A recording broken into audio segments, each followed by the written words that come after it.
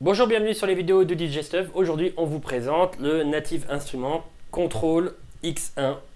Alors, le MK2. Donc, les petites différences, vous le voyez directement, c'est point de vue, enfin, au milieu là, du X1 MK2, vous avez, on va appeler ça un touch strip, donc qui va vous permettre de faire différentes manipulations. Et en bas, on a au niveau des hot cues. Via sous-couche, on aura toujours les 8 hot cues, mais là vous voyez, on n'a que 4 hot cues par deck disponibles directement en accès direct. Je vais juste l'éteindre et le rallumer pour vous montrer en fait qu'il y a juste à choisir les decks qui va contrôler au tout début quand vous allez l'allumer. Voilà, donc vous choisissez en tournant ici, vous mettez A et B ou C et D. Donc moi, en l'occurrence, je vais choisir A et B. On va regarder pour tout ce qui est browse, donc navigation dans les playlists, tout ça. Ce qui est sympa par rapport au, on va dire au MK1, enfin à la première version du X1, c'est que vous avez l'opportunité en appuyant juste comme ça un petit coup sur le bouton browse. C'est vraiment, ça fait comme si c'était, à mon avis, c'est du tactile, enfin je sais pas trop comment ça fonctionne, mais en tout cas, vous avez la playlist, les morceaux qui s'ouvrent, un peu comme si vous appuyez sur la touche espace. Et là, forcément, ça marche pas. Hop, voilà. Voilà, la touche espace. Vous avez toutes les playlists qui s'ouvrent, donc playlist à gauche et les morceaux à droite. Et donc là, vraiment, sans avoir. Ce qui est bien, en fait, vous allez voir par rapport au X1, c'est que au X1 MK1, enfin première version, il y a encore moins besoin de toucher à la souris, au trackpad, etc. Parce que par exemple, là où on avait ce qu'on appelle le bending, accélération, décélération de morceaux, si vous ne faites pas au sync, ou du moins si vous voulez rattraper un morceau par rapport à l'autre, là ça se fait directement sur le touch strip, donc partie de gauche ici, enfin deck A ici, deck B ici. Alors qu'avant on avait besoin de faire un shift et de tourner, enfin bon, une manipulation en plus à faire. Là c'est directement via le touch strip, donc encore moins besoin de toucher, de trifouiller directement au clavier avec des raccourcis, tout ça. Alors donc le browse, vous avez juste à tenir le bouton et vous avez les playlists qui s'ouvrent. Donc parcours des morceaux rien qu'en tournant comme ça, et parcours de la partie de gauche, donc les playlists en tournant comme ça. Voilà, hop, on va revenir là-dessus. Donc moi j'ai mis morceau de gauche ici, tac, assignation deck A. Et ensuite, pour le deuxième morceau, assignation deck B avec les deux petits boutons là. Ces deux petits boutons avec la fonction Shift vous permettent aussi d'activer le snap, la fonction snap et la fonction quantize. Alors, pour petit rappel, la fonction snap vous permet, quand la grid est parfaite, on va dire, sur le morceau. Donc la grid, c'est une donnée virtuelle qui est posée par-dessus le morceau et qui vous permet d'avoir un fonctionnement parfait de tout ce qui est boucle, hot cue, etc. Donc la fonction snap permet un accrochage de tout ce qui est hot cue et boucle sur la grid, et la fonction quantize permet une mise en action, une mise en fonction de l'hot cue ou comment dire, de la boucle par-dessus la grille. Donc si vous voulez si vous voulez enregistrer quelque chose, il faudrait que la fonction, enfin de manière parfaite à la volée, il faudrait que la fonction snap soit activée. Mais si vous voulez le restituer, c'est la fonction quantize qui doit être mise. Donc après, si vous voulez faire les deux, vous appuyez sur les deux. Donc vous faites Shift, tac, le snap est mis, le quantize est mis, ou je retire le quantize et je retire le snap. Donc encore un petit rappel, la fonction quantize vous permet de caler, donc comme je le disais, tout ce qui est hot cue boucle par-dessus la grid. Et vraiment le minimum qu'on puisse faire, c'est un temps. C'est-à-dire sans quantize, quand vous faisiez un hot cue, par exemple comme ça, autant vous appuyez, autant il y a de hot cue. Avec la fonction quantize, par exemple si un autre morceau est en cours de lecture, vous allez faire du hot cue comme ça, mais au lieu de faire comme ça plein de coups, ça va vous caler au beat. Donc premier, un temps. Donc là je le mets en marche. J'ai beau appuyer 50 000 fois, voilà, ça le fait que autant. L'exemple à prendre, c'est que hop, si je mets un autre morceau, donc lui je l'arrête. Si je mets un autre morceau, hop, on va le mettre au même tempo avec le sync. Les deux sont calés. Si vous souhaitez ne pas vous tromper, par exemple, j'enlève le quantize. Imaginons que vous n'êtes pas très bon pour faire au cue. Là, j'appuie un peu n'importe comment et il se peut que je vais le mette mal. Là pour le coup il est à peu près bien mis, mais des fois on peut le rater et puis ça fait un truc dans le genre. Donc si vous mettez la fonction quantize, voilà, ça vous fait autant.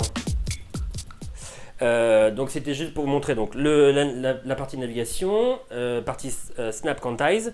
Maintenant on va passer à tout ce qui est Haute Queue, accès direct au Flux Mode, les boucles et les effets.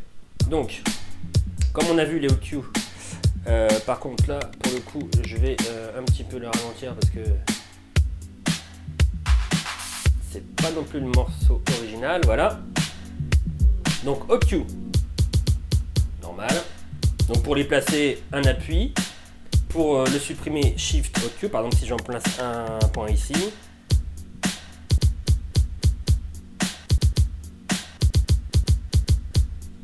Je l'efface, Shift, comme ça. Donc on avait les Haute Queue. La boucle.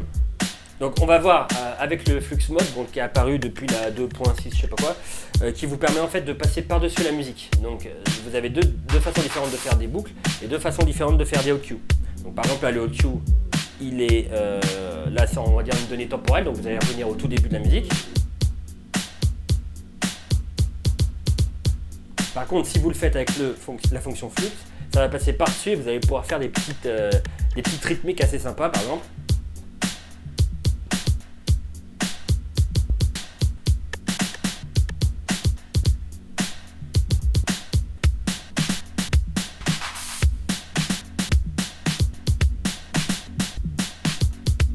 Etc.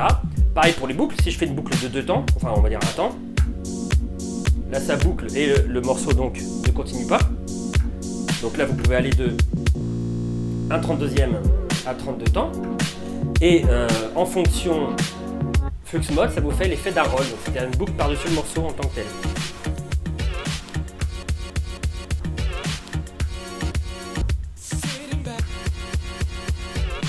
Ce qui est bien, c'est que vous pouvez faire une petite descente dès qu'il y a un petit mouvement qui va apparaître, genre comme ça.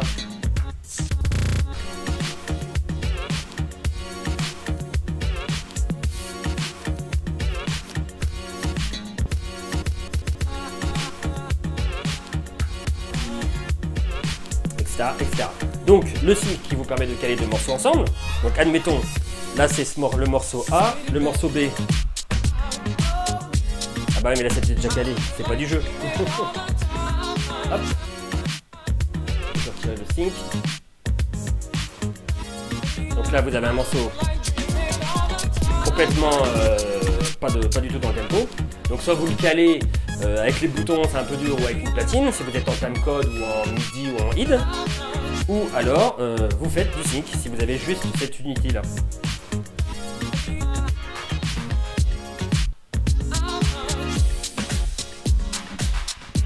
Et admettons, si vous ne faites pas du sync et vous voulez faire un petit rattrapage, je vais faire exprès de le décaler. Là on est décalé et je reprends.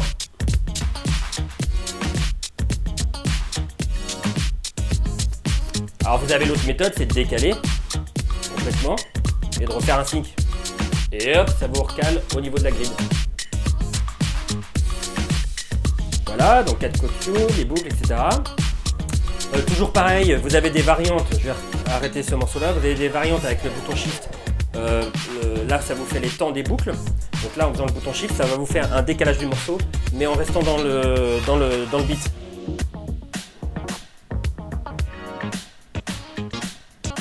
Donc là on avance de gauche à droite par exemple, hop je vais aller tout au bout, et après je repasse. Il y a peut-être une méthode pour aller plus vite, mais je ne la connais pas. Comme je vous ai dit, je ne suis pas un pro du contrôleur. Alors, il y a plein d'autres fonctionnements qui sont liés au pad, etc. C'est que vous avez possibilité, il me semble, on m'a dit que vous pouvez réduire les boucles, donc faire cet effet-là.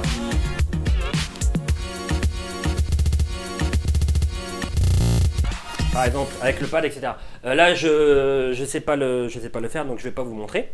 Et dernière partie, les effets qui sont relativement similaires, enfin au niveau des contrôles par rapport au X1 premier du nom. Donc possibilité de changer les effets en faisant Shift ici. Donc toujours pareil, hein, vous avez plusieurs modes, donc vous pouvez faire un effet avec 3 paramètres, ou vous pouvez faire, alors mode tac, 3 effets avec un seul paramètre. Donc moi je vais me mettre en un effet, un paramètre, et je vais me remettre sur le délai. Je vais y aller, je vais y aller, je vais y aller, je vais y aller. No effet. Délai. Voilà. Et donc les 3 paramètres ici, plus le dry wet sur ce volume-là. Donc là, on a l'effet. Si vous l'arrêtez, vous avez le feedback. Toujours pareil, avec la dernière mouture de Traktor, vous pouvez demander à ce que l'effet soit avant ou après, donc pré, post, fader. Donc si vous avez un contrôleur avec des faders. Et auquel cas, vous n'avez pas besoin d'arrêter la musique comme ça pour avoir le feedback. Et vous n'êtes pas obligé non plus d'avoir le freeze, qui est disponible dans les paramétrages de l'effet. Vous avez juste à baisser le fader, demander déjà à avoir un effet post-fader. Et donc, au moment où vous allez faire baisser le fader, vous allez avoir ça, l'équivalent.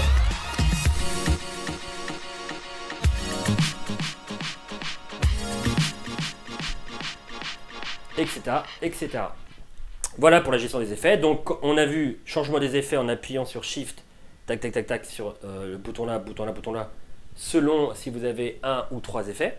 Et changement du mode, donc un effet avec 4 paramètres ou 3 effets avec un seul paramètre, ici, Shift, ici. C'était la démo du Native Instruments Control X1 MK2, on va dire. J'espère que vous avez aimé la vidéo. Normalement on a tout vu, donc la grosse nouveauté se situe là au milieu au niveau du pad, enfin ou du touch strip, ça dépend comment on pourrait appeler ça. Donc changement des temps des boucles, du bending, je suis sûr qu'il a plein de plein d'autres fonctions mais que j'ai pas pu voir le temps d'avoir ce contrôleur là. J'espère que vous passez de bonnes vacances pour ceux qui sont en vacances. Pour ceux qui travaillent, je vous souhaite bon courage. Comme moi, je me souhaite bon courage. Et je vous dis à très bientôt. Ciao, ciao!